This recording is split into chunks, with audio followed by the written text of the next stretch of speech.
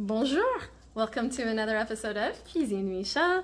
I am Michelle. So today we're going to be continuing with the Christmas goodies countdown. And this is a recipe I've never tried before from a site I've never tried anything from before. These are going to be chocolate hazelnut crumblies from tasteoffrancemag.com. So that means everything, since this is a overseas publication, everything's going to be in metrics, so you're going to have to deal with it. People here stateside, I hope you can do your metrics. Here in the mixing bowl we have 100 grams, so it's not quite a stick, of unsalted butter. To that, we are going to add 50 grams of light brown sugar. And then I had to get creative for this ingredient. It says this is supposed to be golden castor sugar. We do not have that here. Could not find it anywhere. So it said I read a substitute for this is if you take turbinado sugar, which I'll show you that's turbinado sugar, the sugar in the raw. And it says you can grind that up in your food processor. So I did that. This is 50 grams of that. So if you have golden castor sugar, please use it. But otherwise, you can do the sub like I just said. And it makes a very interesting powder everywhere when you do it. And we're going to cream those together.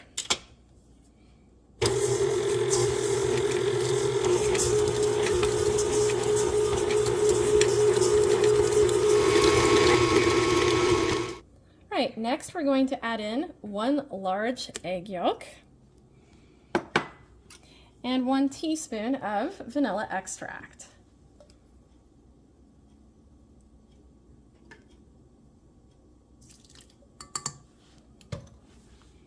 Again, we'll get those mixing into the thing here.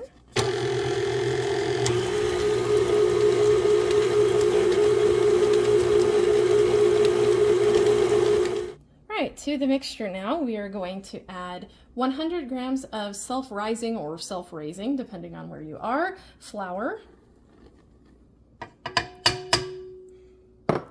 And it says 75 grams of rolled oats. It does not say if they are supposed to be old-fashioned or quick.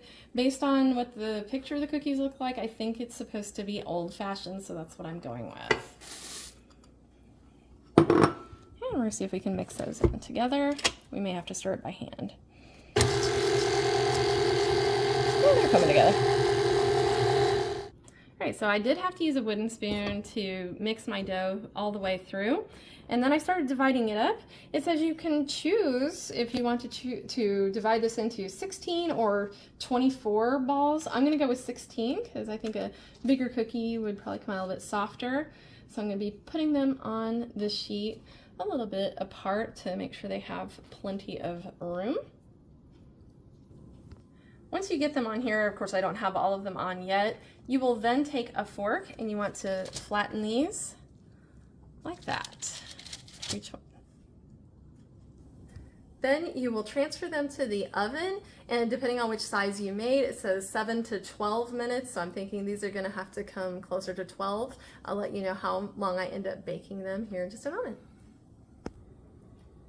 Okay, so these just came in the oven. I let them go for 11 minutes, actually. I noticed they were starting to get brown at the edges, so I thought, okay, it's time. And it does say to leave these cooling on the sheet for a couple minutes before we transfer them to a rack. And once we do that, then we'll be at final plating time. All right, so this is almost final plating. I forgot one little thing. To make them chocolate hazelnut, we're going to have to use some chocolate hazelnut spread, and we're going to be making these into sandwich style cookies. You can see I've already done a few of them.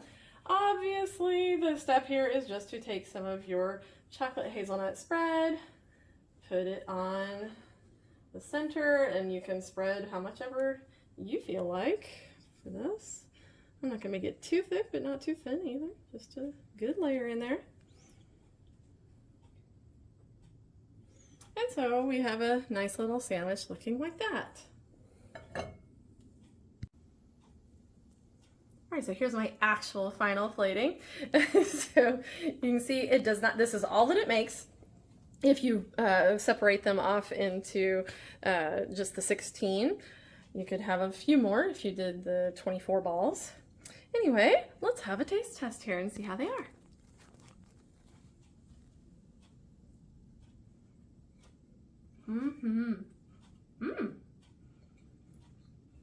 Really nice.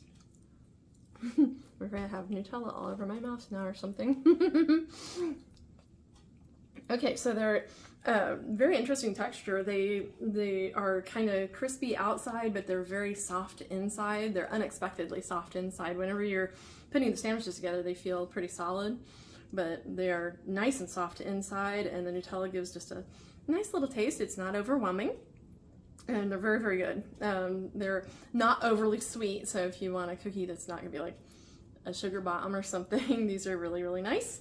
So anyway, thank you once again for joining me for another episode of Cuisine Michelle. Please be sure to like and share. You guys seem to be doing a good job of that, especially the subscribing. Thank you so much that we have passed the 500 mark now. Let's keep it going. This is great momentum and I'm loving it. And then of course leave me a comment and we'll see you next time. Au revoir!